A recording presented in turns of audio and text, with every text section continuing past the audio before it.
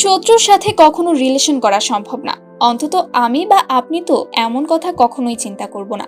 কিন্তু একজন শত্রুর সাথে যদি শেষমেশ আপনার রিলেশন হয়ে যায় তাহলে কেমন হবে সেই সম্পর্ক? এমনই এক অবিশ্বাস্য তবে বাস্তব কোরিয়ান গল্প নিয়ে হাজির হয়েছি আপনাদের মাঝে। চলুন শুরু করি আজকের এক্সপ্লেনেশন। কাহিনীর শুরুতে একটা হাই স্কুলের দৃশ্য দেখা যায়, যেখানে আমরা হায়ান নামের একটা ছেলেকে দেখতে পাই। ছেলেটির নিজের ভবিষ্যৎ নিয়ে কোনো পরোয়া ছিল না। সারাদিন Hayan space related comic book পড়তো। সে পড়াশোনায় ভালো ছিল না, আবার অন্য কিছুও পারত না। আজ স্কুলের টিচার হায়ানকে কমিক বুক পড়তে দেখে ফেলে। টিচার কমিক বুক নিয়ে ডাস্টবিনে ফেলে দেয়। তাকে বকাঝকা করে বলে, এভাবে আর কতদিন চলবে তোমার? এমন সময় ক্লাসে একটা নতুন মেয়ে আসে, যার নাম ইয়োনা। সে অন্য শহর থেকে ট্রান্সফার হয়ে এসেছে। ক্লাসে এসে সে নিজের পরিচয় দেয়, তারপর আস্তে করে একটা বেঞ্চে গিয়ে বসে, যেটা ছিল হায়ানের পাশে। ইয়োনা খুব শান্ত, ভদ্র আর লাজুক মেয়ে ছিল। পড়াশোনায়ও ছিল বেশ ভালো। হায়ান তাকে খুব একটা পাত্তা দিল না। হায়ান ছিল পড়াশোনার ব্যাপারে উদাসীন, আর পরীক্ষায় তার গ্রেডও কম আসতো। পরের দিন স্কুলে আসার পথে ইয়োনা যখন বাসে ওঠে তখন দেখে হায়ান আগে থেকেই সিটে বসে আছে, কমিক বুক পড়ছিল। ইয়োনা তাকে চিনে ফেলে, কিন্তু হায়ান পাত্তা দেয় না। ইয়োনা তাকে হাত উঁচু করে হাই দিতে যায়, আর তখনই গাড়ি আচমকা ব্রেক করে, আর ইয়োনার হাত থাপ্পড়ের মতো হায়ানের গালে পড়ে। হায়ান তো অনেক রেগে যায়, কিন্তু সামলে নেয় আর কমিকে মনোযোগ দেয়। এদিকে হায়ান গাড়ি থেকে নেমে দেখে গাড়ি নষ্ট হয়ে গেছে।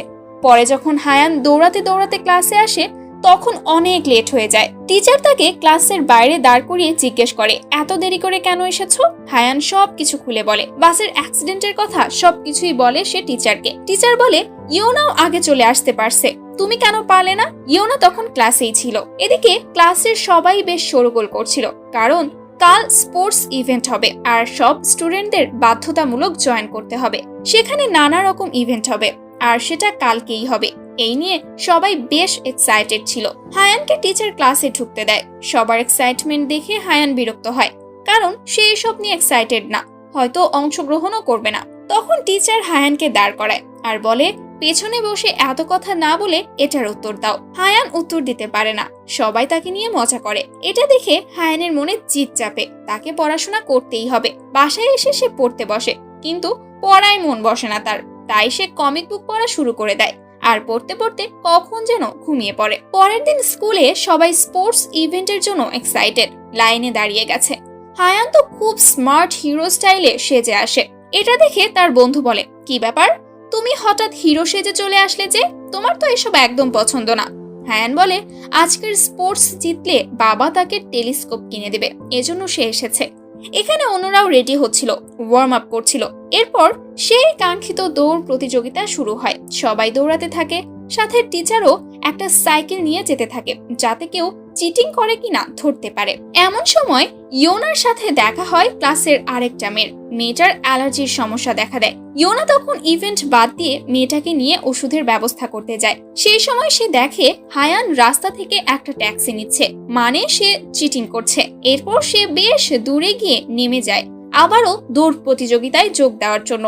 এদিকে অন্যান্য প্রতিযোগী যখন ক্লান্ত, তখন হায়ান বেশ জোশ নিয়ে দৌড়ে প্রথম হয়ে যায়, মেডেলও পায়, তার ছবি পেপারেও ছাপা হয়। কিন্তু পরের দিন তার বন্ধুরা বলে, তুমি যে চিটিং করে ফার্স্ট হয়েছো সেটা আমরা সবাই জেনে গেছি। এতে হায়ানের মুখ বিমর্ষ হয় ঠিকই, কিন্তু কিছু যায় আসে না।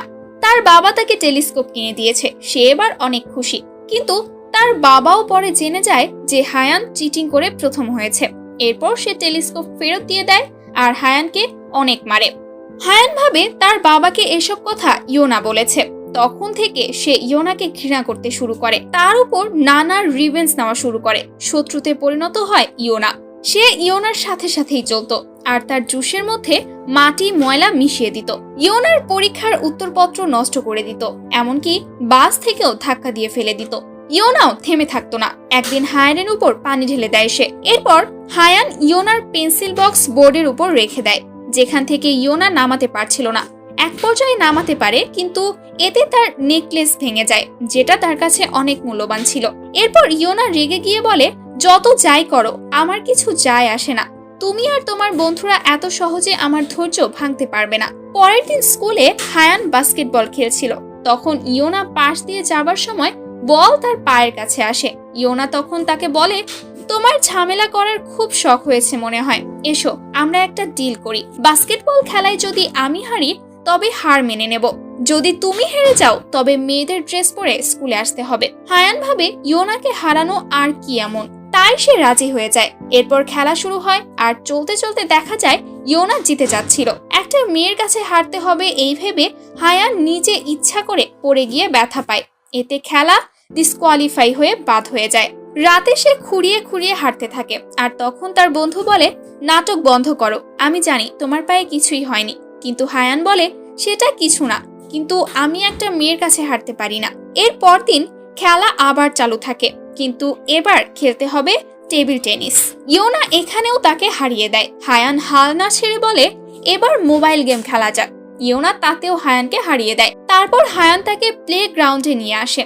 এখানে হায়ান প্রথম রাউন্ডে জিতলেও ফাইনালে ইয়োনা জিতে যায়। হায়ান বুঝতে পারে এ সাধারণ মেয়ে না, আসলেই অনেক স্মার্ট কুল মেয়ে। পরের দিন হায়ানকে প্রিন্সিপাল ডাক দিয়ে বকাঝকা করে। এটা হায়ানের কাছে নতুন না, কিন্তু আজকের বিষয় ছিল আলাদা। প্রিন্সিপাল তাকে স্পোর্টসে চিটিং করার জন্য বকা দেয়। তখন হায়ান বুঝতে পারে ইয়োনা নয়, তার বাবাকে এসব কথা প্রিন্সিপাল বলেছে। এরপর সে ইয়োনার কাছে বারবার ক্ষমা চাইতে থাকে, নানাভাবে ইমপ্রেস করার ট্রাই করতে থাকে। বাইরে বাগানে গিয়ে ইয়োনাকে স্পেস নিয়ে ইন্টারেস্ট দেখায়। এমনকি পরের দিন মেয়েদের ড্রেস পরে আসে স্কুলে। বার ডান্সারের মতো নাচ গান আনন্দ করে মাঠে, সবাই মজা করে। এরপর টিচারের চোখে পড়লে তাকে বকা দিয়ে ক্লাসে নিয়ে আসে। এরপর টিচার প্ল্যান করে একজন দুর্বল স্টুডেন্টের সাথে একজন ভালো স্টুডেন্টের জোড়া বেঁধে দেবে, তারা একসাথে যাতে পড়াশোনায় এগিয়ে নিতে পারে। সেভাবে হায়ান আর ইয়োনার জুটি বাঁধা হয়। তারা একসাথে চলাফেরা পড়াশোনা করতে শুরু করে। হায়ান ইংলিশে বেশি দুর্বল ছিল, ইয়োনা তাকে অনেক সাহায্য করে। হায়ান বাসাতেও পড়ায় অনেক মনোযোগী হয়ে ওঠে। এটা দেখে তার বাবা মাও অবাক হয়ে যায়। তারা ভাবে হায়ানের উপর এলিয়েন ভর করেছে। এর মধ্যে হায়ান এতই উন্নতি করে যে অনেক ভালো মার্ক পায়।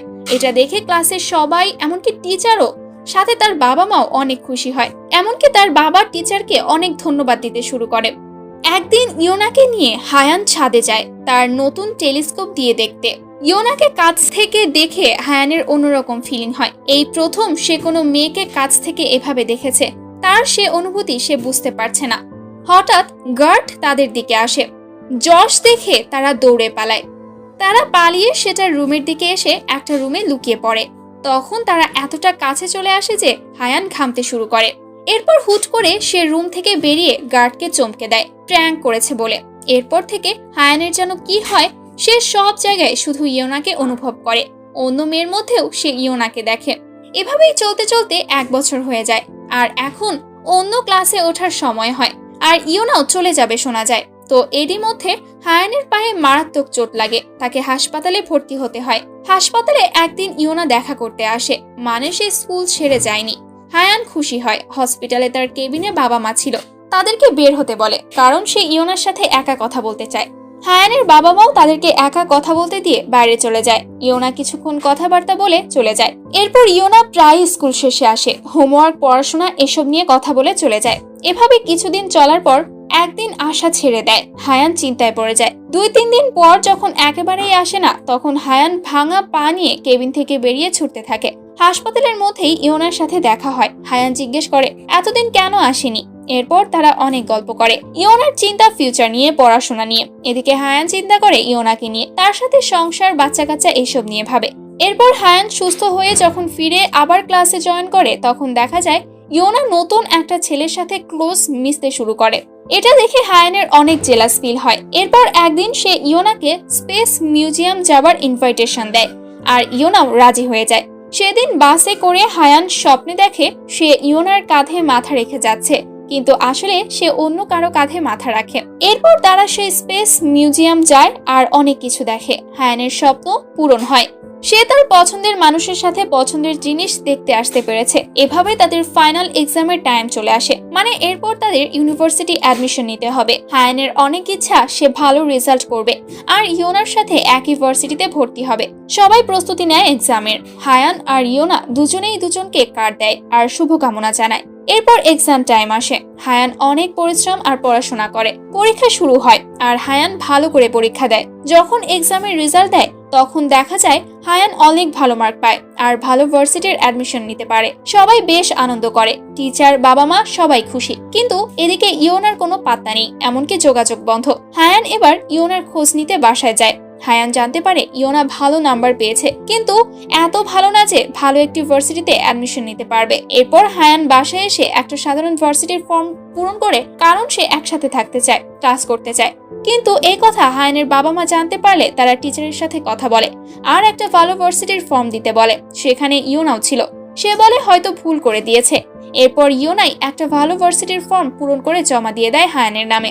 বাসায় এসব জানার পর হায়ান ইয়োনার সাথে দেখা করে আর বলে সে তার সাথে একসাথে পড়তে চায়। ইয়োনা বলে ক্যারিয়ার আগে দেখা উচিত, তারপর সবকিছু। ইয়োনা অনেক বুঝিয়ে বলে তারা মেসেজে যোগাযোগ রাখতে পারে বলে জানায়। এইসব ভাবে বুঝিয়ে হায়ানকে ভালো ভার্সিটির ফর্ম পূরণ করে জমা দিতে বলে। তো হায়ান আর কি করবে, সে ভালো ভার্সিটির অ্যাডমিশন নেয়। ভার্সিটির জন্য তাকে শহর থেকে বাইরে চলে যেতে হবে। এয়ারপোর্টে গিয়ে সে অপেক্ষা করেছিল ইয়োনার জন্য, কিন্তু ইয়োনা আসেনি আর আসবেও না। সে বাসায় বসে নিজের রেজাল্ট নিয়ে মন খারাপ করছিল। হায়ান নতুন করে সব গুছিয়ে নেয়। এখন সে আগের থেকে ভালো স্টুডেন্ট হয়ে গেছে, পড়াশোনা আর ক্যারিয়ার নিয়ে সিরিয়াস হবে। এভাবেই চলতে থাকে। এদিকে এক পুরনো ফ্রেন্ডের সাথে হায়ানের দেখা হয়, যার আবার গার্লফ্রেন্ড হয়েছে। অন্যদিকে ইয়োনাও তার লাইফ গুছিয়ে নিয়েছে, নতুন ভার্সিটি, নতুন ফ্রেন্ড। হয়তো সে হায়ানকে ভুলেও গেছে। এভাবে একদিন সে হায়ানের দেয়া কার্ড পায়, যেটা স্কুলের শেষ দিন দিয়েছিল। তখন খুলে চিঠি পড়েনি, আজ পড়লো। এতে লেখা ছিল হায়ানের ভালোবাসার কথা, ইয়োনাকে নিয়ে তার স্বপ্ন, তার ভবিষ্যতের কথা। ইয়োনা সব পড়ে বুঝতে পারে হায়ান তাকে কতটা ভালোবেসে ফেলেছিল। চিঠি পড়ার পর ইয়োনা হায়ানকে মেসেজ করে। হায়ান প্রজেক্ট কাজ করছিল। ইয়োনার মেসেজ পাওয়ার সাথে সাথে সে প্রজেক্ট ফেলে ছুটে চলে আসে শহরের উদ্দেশ্যে। তারপর তাদের দুজনের আবার দেখা হয়। হায়ান জিজ্ঞেস করে ইয়োনার বয়ফ্রেন্ড হয়েছে কিনা। ইয়োনা বলে সে এখনো সিঙ্গেল। এটা শুনে হায়ান খুব খুশি হয়। তারা অনেক রোমান্টিক হয়ে যায় আর এভাবেই তাদের মিষ্টি প্রেমের সূচনা দিয়ে এই কাহিনীর সমাপ্ত ঘটে।